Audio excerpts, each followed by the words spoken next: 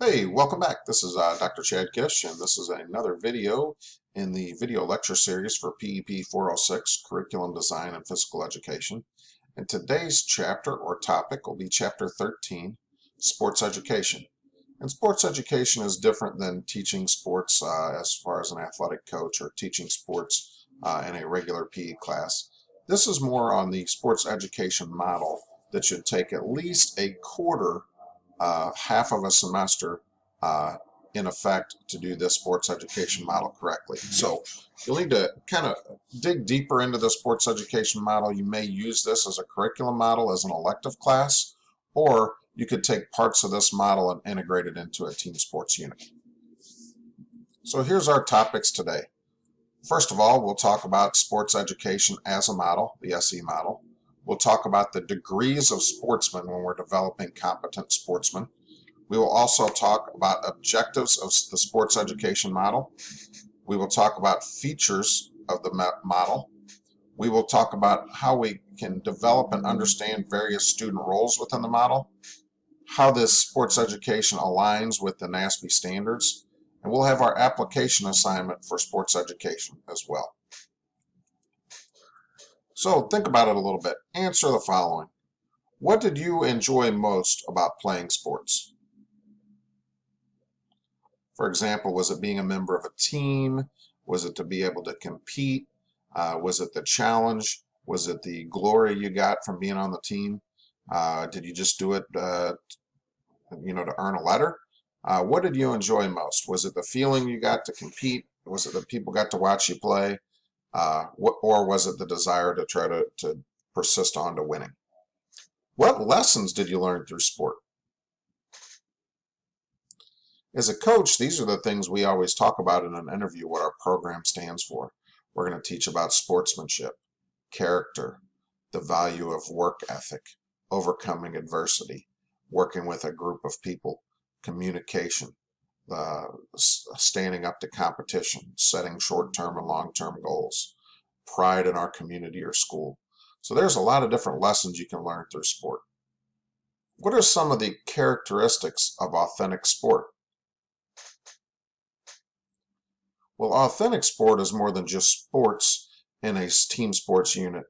It's how sports are played in the context of college, professional, or team sports outside of the PE setting. For example, sports are generally played in some kind of season. They require practice, some scheduled competitions. They usually have officials, and there's usually some kind of guidelines or standards that are adhered by the team. So those are some characteristics of authentic sport outside of the PE setting. In the sports education model, the purpose of this model is to seek to educate students to be players in the fullest sense and help make them competent and literate and enthusiastic sports people. And that was a quote from the textbook by Siegentop in 1984. So remember, we're trying to develop competent, literate, and enthusiastic sports people, and we'll go through the different degrees of sports people later in this lesson. So the long-term goals of sports education are to help develop competency in sports. You want people to understand them, not just be beginners. This would be the rules, the ethics, the strategies, and the tactics of sports, as well as understanding positions, leagues, where sports are played across the world. So develop a knowledge and understanding a deeper level of the sport than just what we would get in learning some basic rules. Also, next, a long-term goal would be develop literacy in sport. This is understanding how to teach or describe or explain the rules to somebody else. What different statistics actually mean. What is a save in a baseball game? Is it just that you got the last out? How big can the run differential be? What happens if you get the last 9 outs of a game? So you have to understand literacy in sports can be tied to the statistics and steep traditions of the sport as well. And then last, can create enthusiasm about the sport.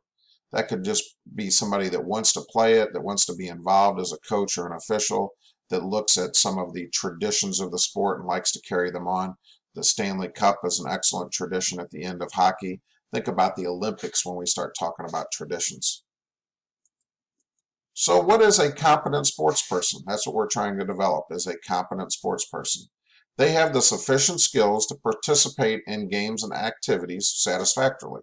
So we're going to have to look at the psychomotor domain, and we're going to have to teach the variety of skills involved in our sport that we've chosen for our sports education model.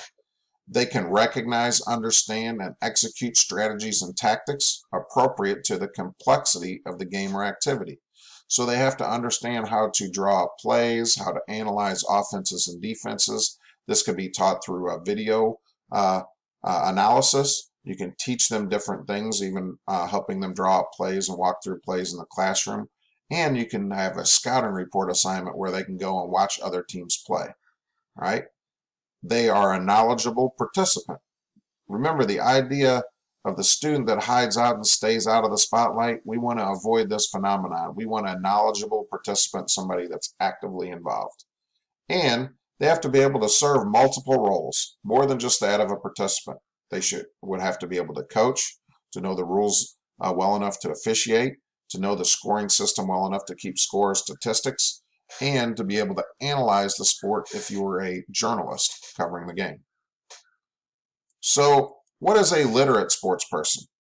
A literate sports person understands and values the rules, rituals, and traditions of the sports and activity. Like I said earlier, consider the tradition at the end of the hockey season. One team gets the Stanley Cup and they parade it around. And after they win the game, they celebrate, and then they go shake hands with the other team. Then they actually get presented the Stanley Cup. Each person then gets to take the Stanley Cup back home for a day. Think about the opening ceremony of the Olympic Games, the closing ceremony, the medal ceremonies. Think about the handshakes after most games that are played in team sports. So think about those rules and traditions of sports activity. This distinguishes between good and bad sports practices at various levels. We can talk about some of the rituals and traditions that are good, and there are some things that are bad. There are some things that possibly could need changed with the way society is. Think about volleyball. In volleyball, the men's and women's uniforms are distinctly different. Females that have body image concerns, personal body image concerns or issues, may not want to wear the type of uniform that's played in volleyball, where the men will wear a short and a t-shirt. How is that good or bad sports practices and traditions? I don't know. That's something to discuss. Can we make an improved or more able participant because they understand the skills, when to use them in what context, understand strategy, and are more knowledgeable and competent? And then the knowledge of sports can make them more of a discerning fan or spectator. They don't just do typical fan behavior and watch the ball and cheer when everybody else cheers, only when their home team makes a play. They can appreciate the game even if somebody on the other team makes a great play, a great pass. They can acknowledge that. They can understand the rules when it happens, so they don't just boo at the officials. They might understand the rule and it was a foul or a penalty on their own home team. So that makes you a more educated spectator. An enthusiastic sports person is somebody that participates and behaves in ways that preserve, protect, and enhance the sports culture within not only your class, but the school and the community as a whole. Right? So it's somebody that if you're doing hockey, floor hockey as a sports education model unit for a quarter, they might then go try out for the local ice hockey team or traveling ice hockey team. If they'll promote hockey because they enjoy it, they'll watch your local NHL team. They might keep fans up to date on the Stanley Cup playoffs. It respects the sports. They have to respect the sport and act with integrity and sportsmanship at all times. If you want to participate and enhance the game, you have to respect the future and respect the game. You have to move it forward by doing things the right way. When you do things poorly or have poor sportsmanship, you shine a negative light on that sport. And then they should be involved in the sport and promoting it within the community. Students may not be able to play ice hockey. They might not have the skills, even though they could play floor hockey because they couldn't skate. but maybe they could get involved in roller hockey. Maybe they could officiate at the youth hockey level. Maybe, like I said, they could just be a huge fan and keep all their peers up to date on hockey. 10 short-term objectives of the sports education model. So these are the things participants should learn through the model. First of all, 1, develop techniques, tactics, and sport-specific skills and fitness related to the activity. There is some fitness components that go into this. You have to be in good enough shape to play a variety of sports. Outdoor soccer requires a lot of running. Basketball is going to require running and cutting, right? Number 2, appreciate and be able to execute the strategy of the game. So they're going to have to understand strategies and tactics, both offensively and defensively. Number 3, participate in gameplay at a level appropriate to their age and personal stage of development. You might have to have multiple games going on in your class. You might have to restrict zones. You might have to give people a variety of positions.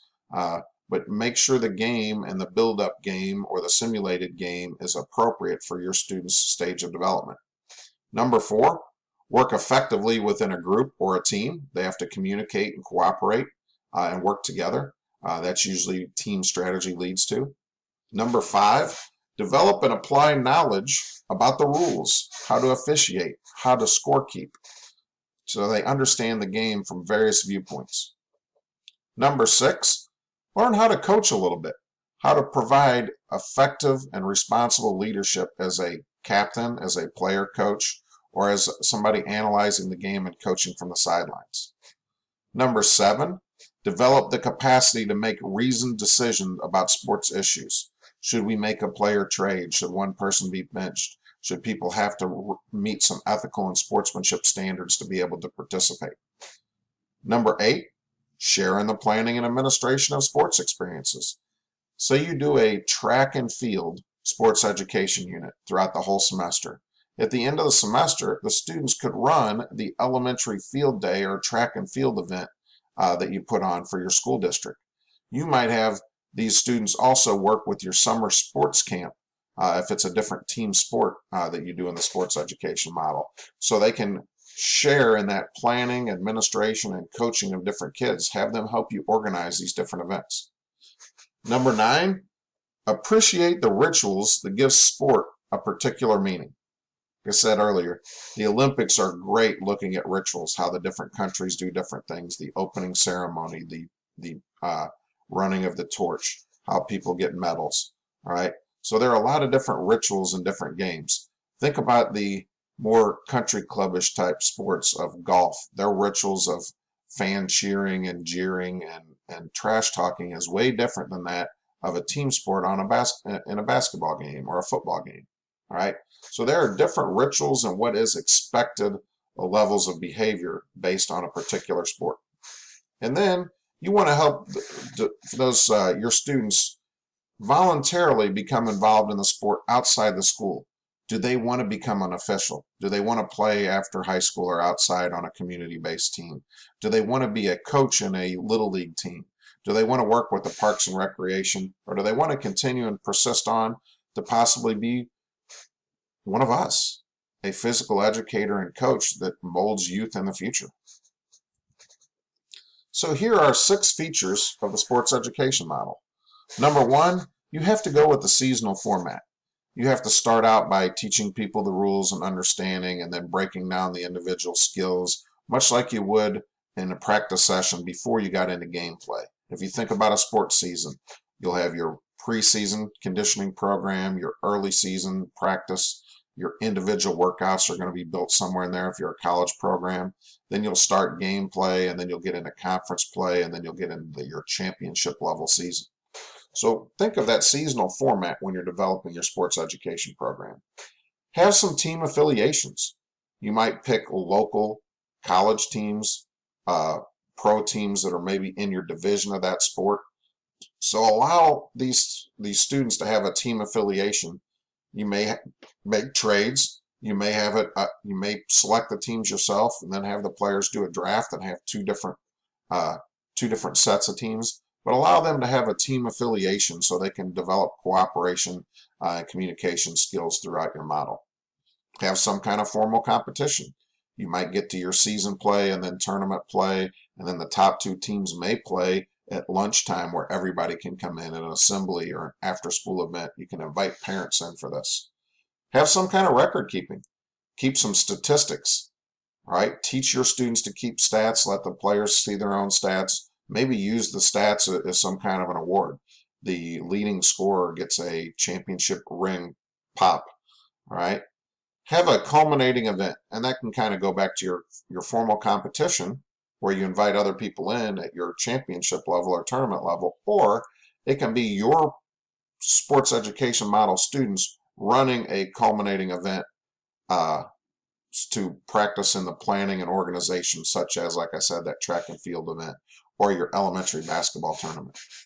And number 6, celebrate. Celebrate the same type of festivities, festivals, and rituals used in that sport. But look across the world and see what's done in different countries and try to bring those rituals in so your students can learn multicultural education. So what's the difference between sport and sport education? Well, sport is done outside of the classroom generally, and sport education is a model. So let's talk about participation. In sports, the most skilled seems to dominate and get the playing time. But in sports education, we're going to have teams with 0 or 1 sub split up, so everyone's going to get to play. In sport, it's a game form, but it's complex and it's large-sided, and once you get outside of the practice situation, it's real game scenarios. In basketball, it's 5-on-5 full court. In soccer, it's 11-on-11. In sport education, the game form can be developmentally appropriate, and you can use smaller-sided games.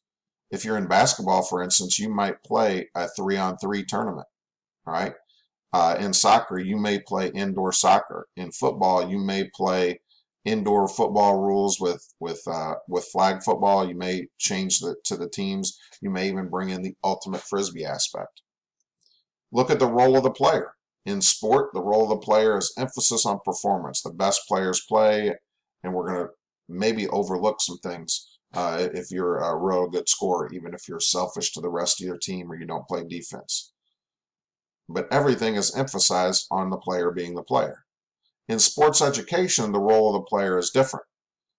They're emphasized on communicating and cooperating within their team. They could have to be a referee, a coach, a trainer, a reporter, a statistician. So the role of the player is different in sports education. They take on multiple roles outside of just that of the player. So how do we develop some roles? All right.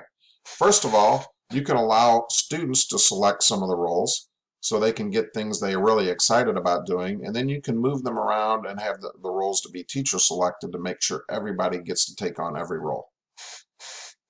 Think of the level of complexity. You need to design it to meet the learning outcomes and match the abilities of your students. We need it to be appropriate.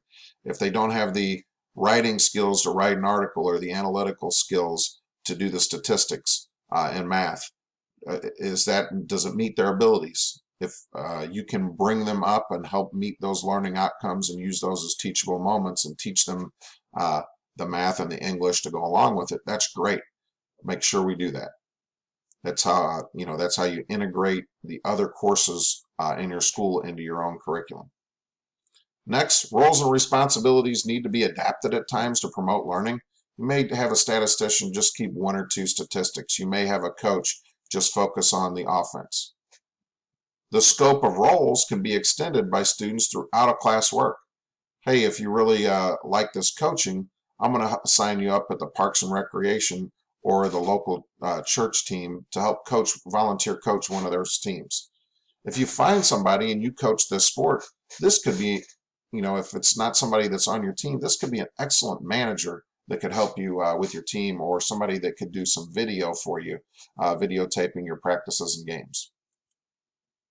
So let's look at the various sports education roles. First of all, there's the player role. Everyone takes this on. They're the player. That's when they're playing in the game. They're practicing situations. But when you break your class down, you may have 3 different areas. You might have the player role and the duty team role. The duty team is a team that isn't playing the game. So if you have three teams in your class, one team's playing and one team's playing another team and the other team's off, the team that's off is the duty team. Somebody will serve as a referee, somebody could serve as a scorekeeper, a statistician, all right? There may be other team roles. You may have a captain, you may have a coach, you may have a manager, you may have the athletic trainer or trainer, you may have a publicist, somebody that's the sports counsel, a photographer, a videographer, maybe even a commentator if you're videotaping it. So there's a variety of different roles. The best way when I did some sports education curriculum is I would break my class into 4 teams. 2 teams would play, 1 team would be the duty team, and the other team would actually run their own effective practice session. So then we would rotate them around. Let's look at our specialist roles a little bit further in detail. The specialist roles are specific to a sport.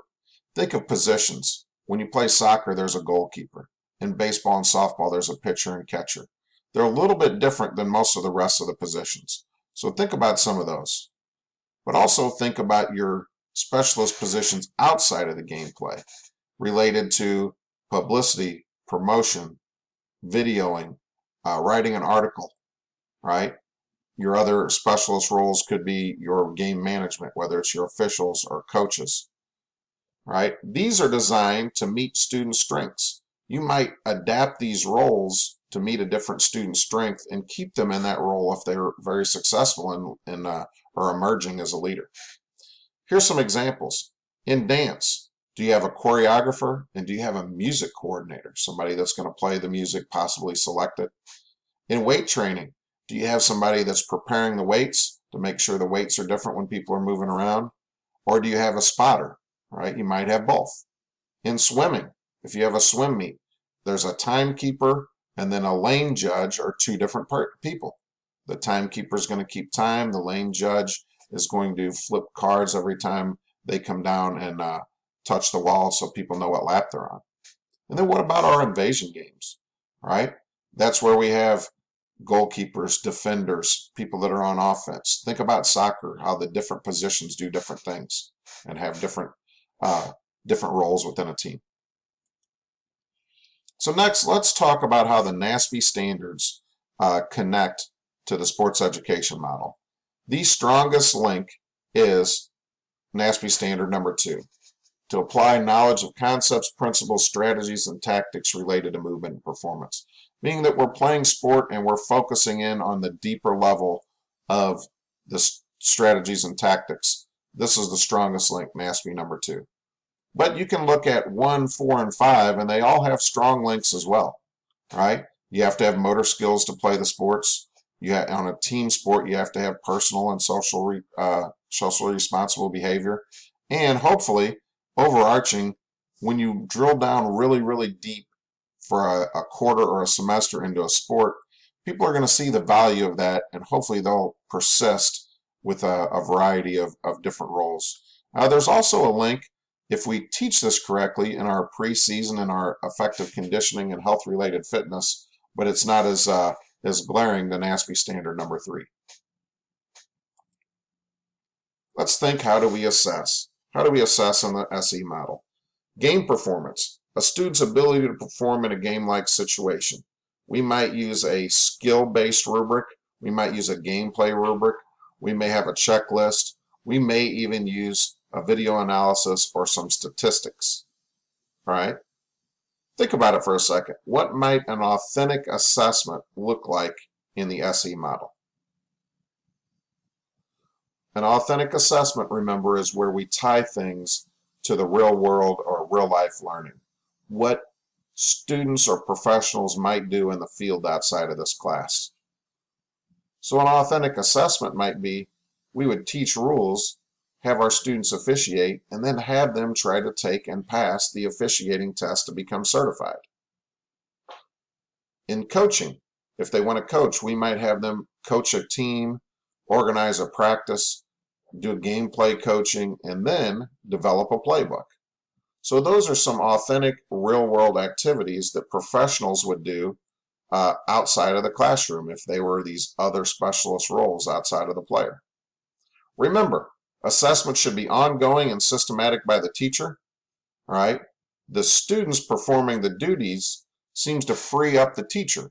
So the teacher can do a lot of assessment here. You can give feedback, you can provide assessment on a regular basis to continue to help your students evolve and improve. And don't forget to have some kind of culminating summative performance. And a lot of times that can go right back to this authentic assessment strategy.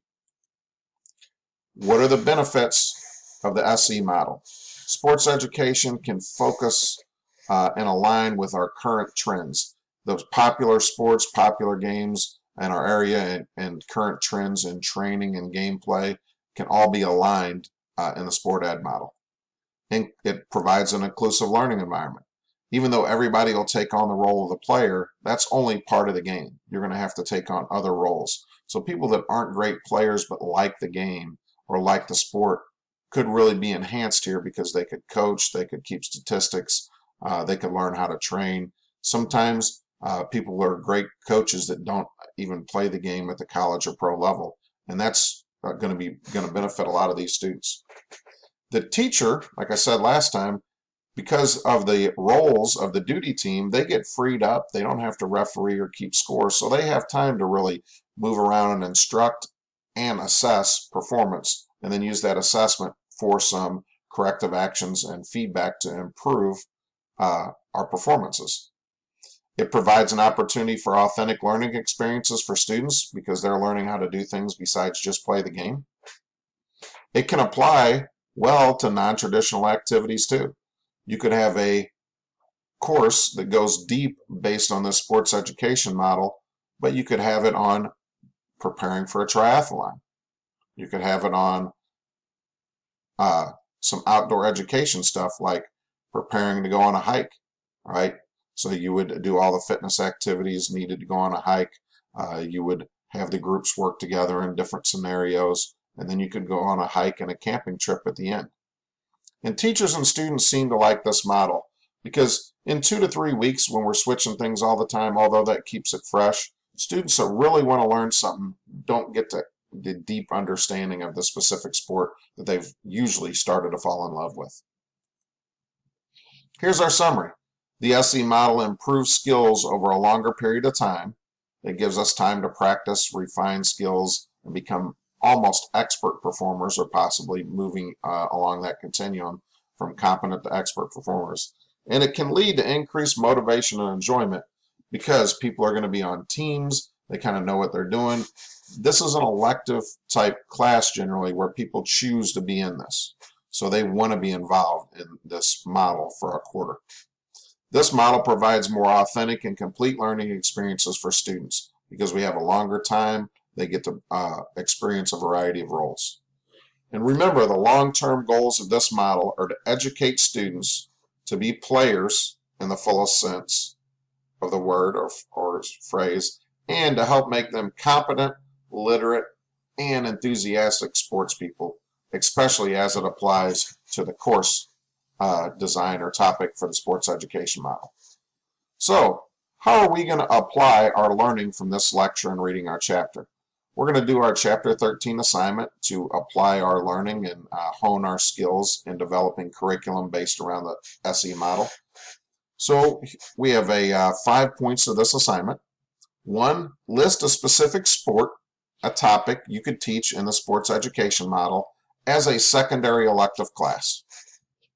Number 2, dig a little deeper into the sport and list and explain 2 to 3 rituals from the sport you would include in your class. Go back and look at the rituals part of this presentation. Look globally. This could be something internationally, globally. It could be on the pro level, the college level, or even rituals in your local community. Number 3, list the various team roles you would have in this specific sport. All right? What are the team roles you would have besides the player? All right? Think about the other roles. List and describe some specialist roles. This would be on the duty team roles, right? As well as are there specialists in the player roles for your specific sport. Then number 5, I want you to list and describe 3 authentic assessments. These would be assessments with real world connections, all right, that you could use with your class based on your specific topic. So these would be projects or performances that provide students an opportunity to show higher level thinking skills in a realistic setting. Think of something a professional would do in the career related to this sport. Not just a pro athlete, but a professional. Look back at your team and specialist roles to help you with this. Then post this to Canvas by the deadline in the announcements. If you have any questions on the assignment, email me. But think a little bit, go back, look through the book. You can go back and look at different areas in this video lecture. So we'll wrap up with our to-do list. All right. If you haven't yet, finish reading Chapter 13 on sports education, page 303 to 333. Do the Chapter 13 assignment, sports education applications that I just explained to you on the last slide. Make sure you're working on your final projects. You should have some of them getting pretty completed. You should be working on your curriculum guide. Remember, that's due as a culminating experience. You should be working on your portfolio that's due in the upcoming class periods. And then start studying for your Unit 2 exam. And the Unit 2 exam is everything we've covered in Unit 2, which would be your curriculum and instruction models. All right? And that's just information on that. And then read Chapter 14. Our next curriculum model is cultural studies, and that's going to be really important when we're working, with multicultural students, especially in the world today, where we have to help students be diverse, think of things outside of their comfort zone, think the way other people do. We're going to look at how culture can impact sports. It's page 337 through 360. And then how we can really tie in culture in our PE classes to help our students really see a broader perspective. Hey, thanks for watching. Hopefully you learned something in this video lecture. Give me an email if you have any specific questions. If not, we'll see you next time. And my challenge to you is go change the world. Be the best you can be. Change somebody else's lives for the better.